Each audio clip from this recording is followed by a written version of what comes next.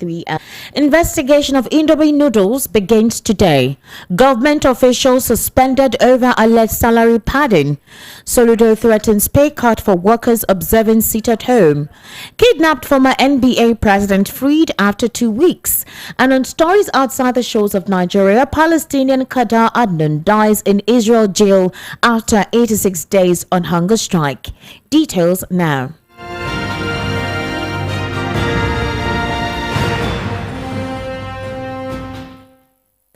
The world news begins with the National Agency for Food and Drug Administration and Control (NAFDAC) commended its investigation of Indomie noodles for harmful chemicals today. The random sampling of Indomie noodles follows the suspected presence of ethylene oxide, a chemical linked to lymphoma and leukemia, in the seasoning packets of the Indomie chicken special variant in Taiwan and Malaysia.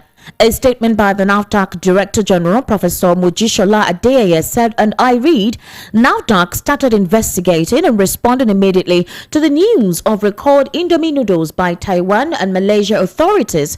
Today, the Food Safety and Applied Nutrition Directorate will randomly sample Indomie noodles, including the seasoning, from the production facilities, while the Post-Marketing Surveillance Directorate samples from the markets. You do know that Indomie noodles is a staple food in most homes in Nigeria.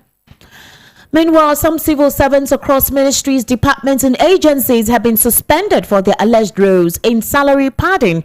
Those affected are from the Revenue Mobilization Allocation and Fiscal Commission, Office of the Accountant General of the Federation, and an undisclosed institute.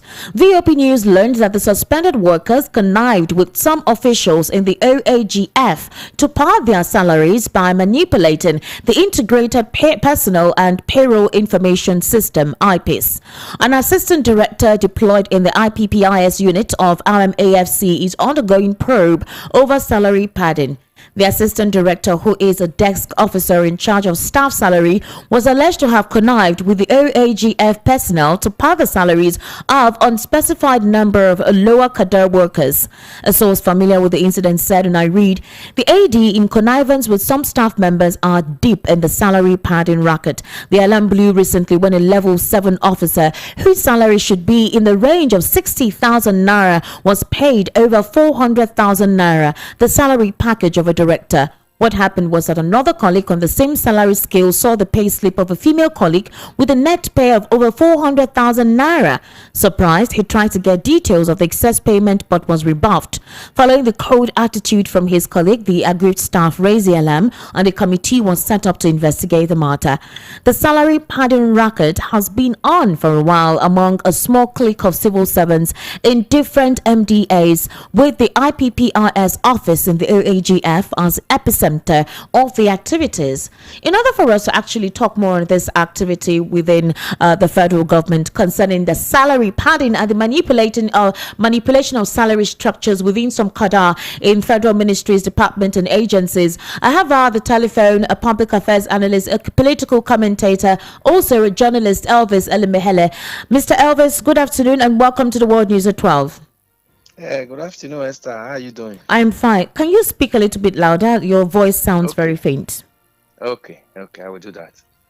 Okay, so here is a scenario. This is not the first time we've heard about salary padding being done in the ministries, departments, and agencies, especially in some government ministries and parastatals. And this particular one actually blew out right now that we can hear about it because of colleagues who was able to see another colleague's salary pay slip and wondered why is this individual who is within the range of 60,000 or 100,000 earning 400,000 naira, and I, who also is within the same cadre, is just earning a mere 60 or 100,000 naira. Now, for this particular incident, it tells us that this is what the structure or the culture is like when it comes to most federal government ministries, departments, and agencies.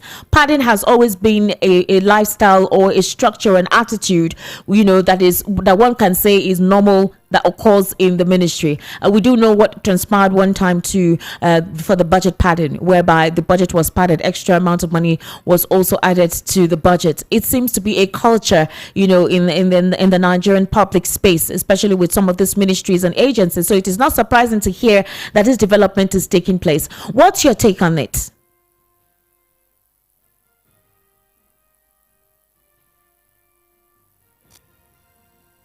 Hello, Elvis. I cannot hear you. Can you hear us now? I can hear you very well. All Can you right, hear me? go ahead now. You're Yes. transmitting now. Go ahead. I said it's very sad that pardon that President Olusegun Obasanjo tried to stop during his time as president of this nation some years back is still trending in Nigeria system till today. When he was president, when the minister for education was indicted, Dr. Fabian was indicted then, and Mama Mobolaji Oshomo of Works and Housing was indicted. President Obasanjo immediately sacked them as ministers under his cabinet. But today we see that ministers now part budget and the president overlook it, and the minister will be coming with different excuses, to just tell Nigerians lies. What do you now expect for now officers of these ministries, department and agency? Now they are copying from their ministers. Look at what has been happening in that budget office. Remember the DG in charge of the Accountant General of this nation, what the amount of billions that he was indicted with some time ago. The matter till today, we don't know where that matter has gone now. Then the same office now, you are hearing somebody that's supposed to be earning like 60,000 or 70,000, is earning as much as 400,000. Do you think it is an overnighting? It has been a racket that has been going on around there. If it was not discovered now, it will be a continuous one. This is what President of ASU was telling us some time ago when they were on that 8-month strike. Professor Stojike was telling us that IPs is a failed system. It didn't go through Nigeria's system, that it was imported into Nigeria by IMF and World Bank. And Nigeria government just bought it without even scrutinizing the workability of IPs. Is it not the same IPPIS now that padding is going on under it? They thought IPs failed the test, conducted stress tests conducted on it. That their own UTAS that the federal government said it will not work has gone through tests and it has become at 90%, 95%, 98%. Yet Nigeria government will not recognize the one we have because they cannot manipulate it. But they want to import the one they will be using to manipulate, and people will be telling us that this is the best system because as soon as they bring it in, they impose it on us. The people that brought it are taking their own percentage and to continue to manipulate it for their own selfish reasons. Look at what is going on. So you will now see the system that we are running until we begin to look at it. We will look into what the workability of everything that we are doing must have to be localized and be able. This technology is no longer something that is too difficult in the world now.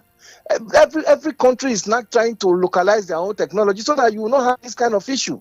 Now somebody is already doing that now under the nose of the minister and the DG, in that department. Then what do you now expect of the minister himself before the National Assembly is defending his budget? Now, He will do more. It seems to be a norm or a lifestyle with public ministries, especially at the federal level or even at the state level. Padding the budgets, padding proposals that are meant to either cater for any infrastructural developmental strides or padding, some financial contracts that are meant to be given to contractors in order to either help, resuscitate the economy, provide infrastructure in some rural areas.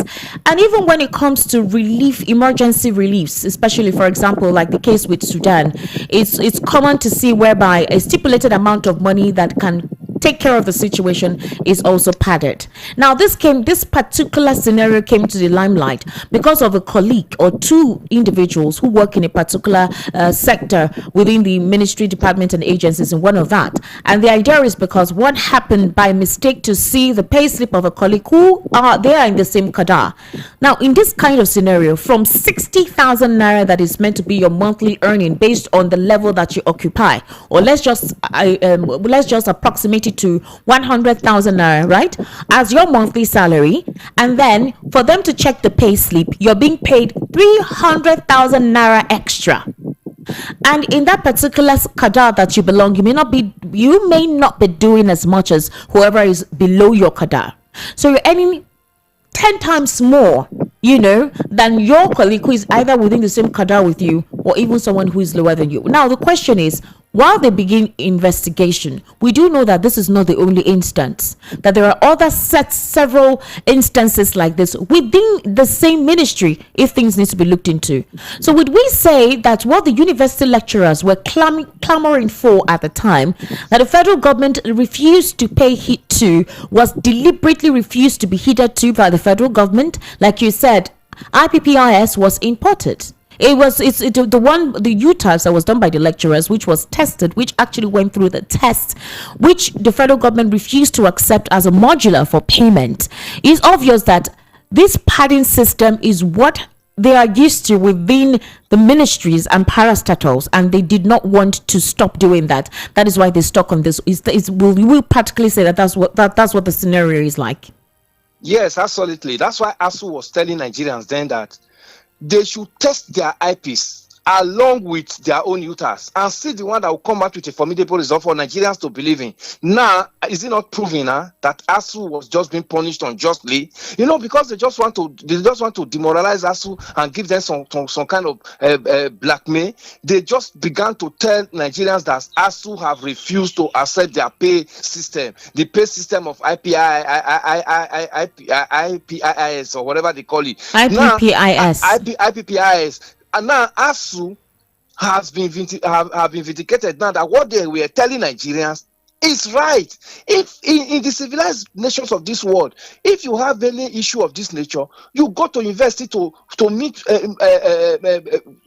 professionals in the university to solve issues of this nature. But Nigeria will contract it to some other countries abroad because we want to get the benefit. We are not doing it because we love Nigeria, but somebody is importing it because he knows how much he's going to make from it and how much he will continue to make from it. Why don't you tell our local technicians, our local technologists in Nigeria here, professionals in Nigeria here, to come up with a system, a paying system that will be beneficial to Nigeria, that will be local to Nigeria, that Nigerian workers will know, oh, this is our take home. I will tell you that by the time somebody that is earning 50,000 naira, by the time they do all the deduction, you finally see your salary to be like maybe 30,000 or 28,000 naira. Now, where are all this deduction going to? Mr. Elvis, the issue here is yes.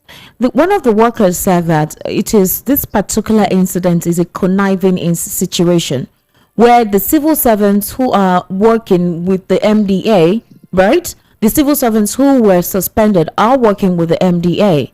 And they connived with officials of the not just the integrated, the Revenue Mobilization Allocation and Fiscal Commission. Revenue Mobilization Allocation and Fiscal Commission.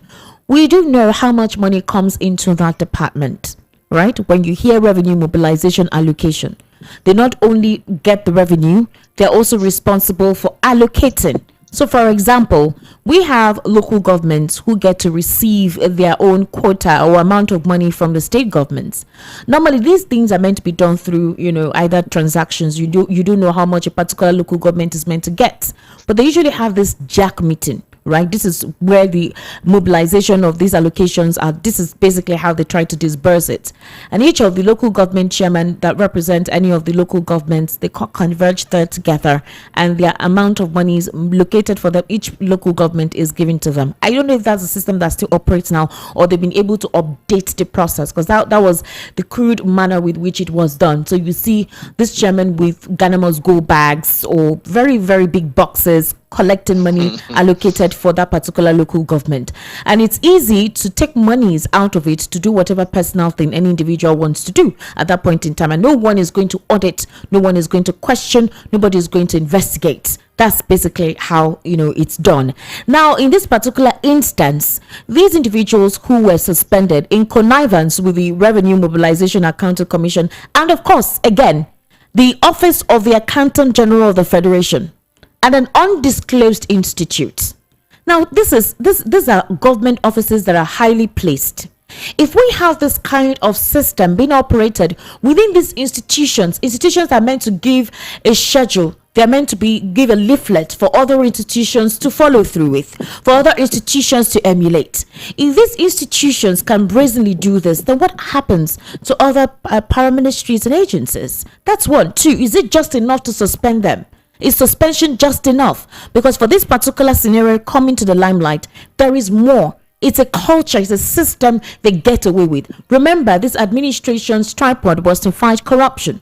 So if this corruption is happening in the departments that has to do with ensuring that the policies put in place to checkmate these things are checkmated, but then there's nobody checking them. Things are done just the way they want it to be done, anyhow they want it to be done, and there's nobody doing anything about it. This instance came to the limelight because of a colleague who felt bereaved or felt cheated.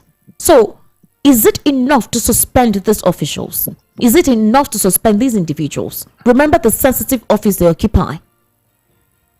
Yes, that's what I was telling you just now, Esther, that when we saw this during Obasanjo's regime, he took a drastic action to sack the ministers. If there have been successive punishment of that nature since that time till now, this pardon would have reduced. But we don't see a situation where even case of pardon is reported, the person that is indicted will be patted at the back and he goes free. Have you been hearing of the Accountant General's matter now?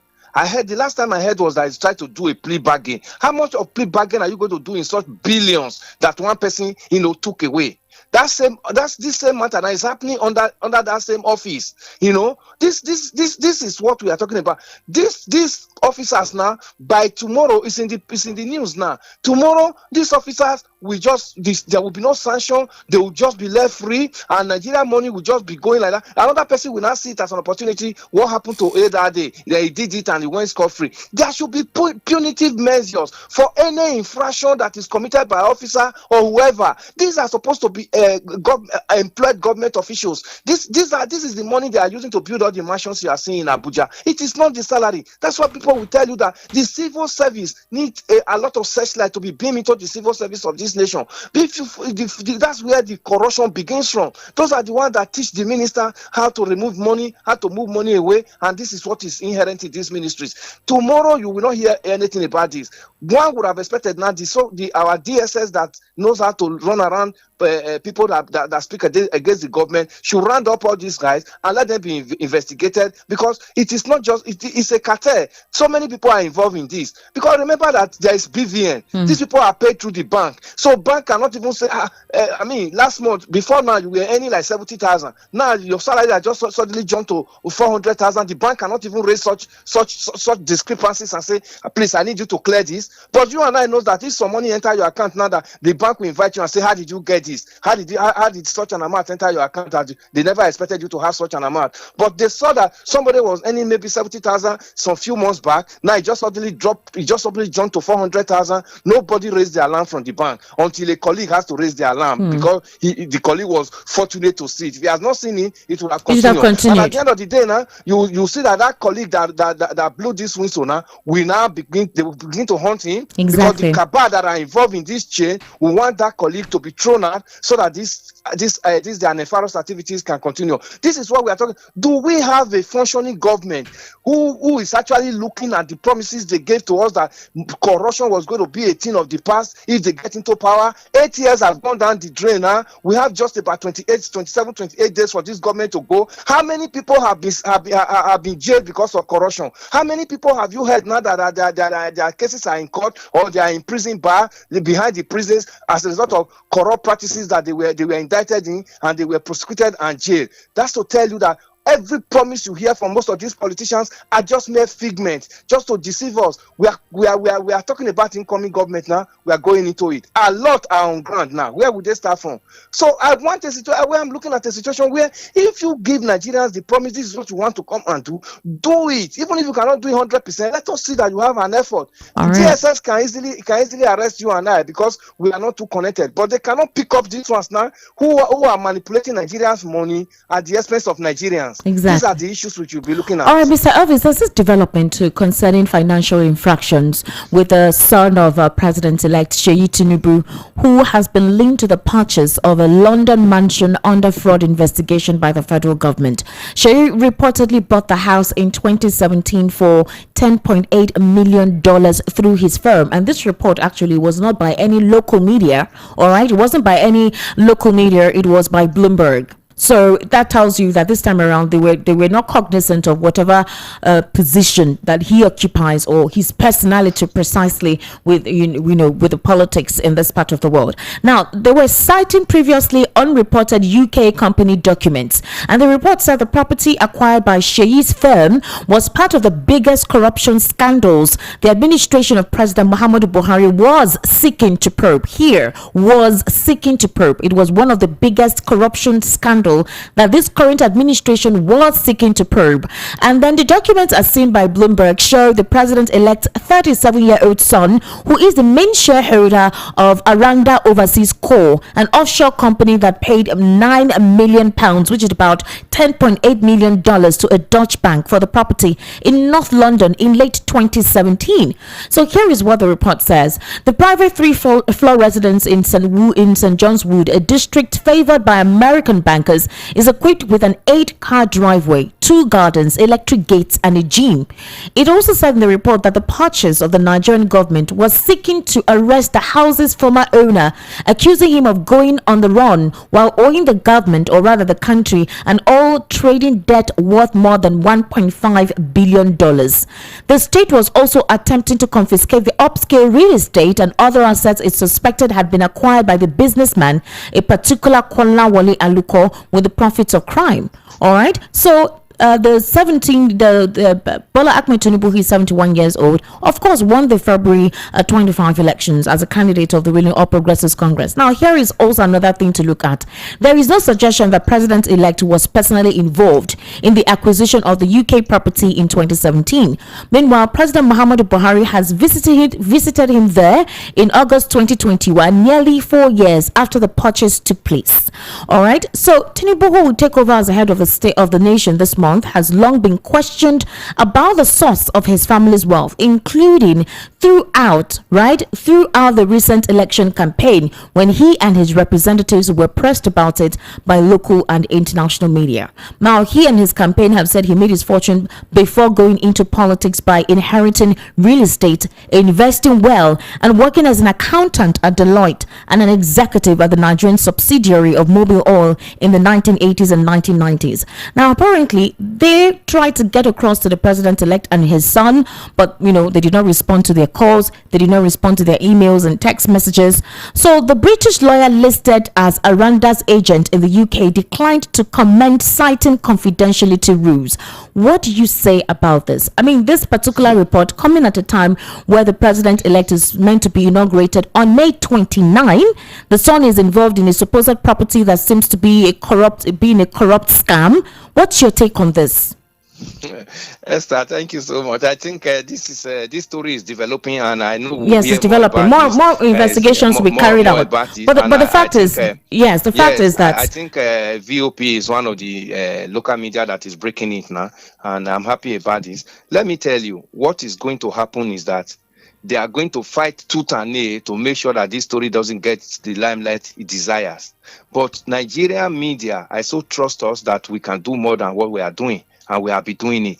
The issue on ground is not different from what we have been hearing concerning the president-elect. Oh, he has forfeited some money here. He has different names. He has different age. He has different certificate. It's not different.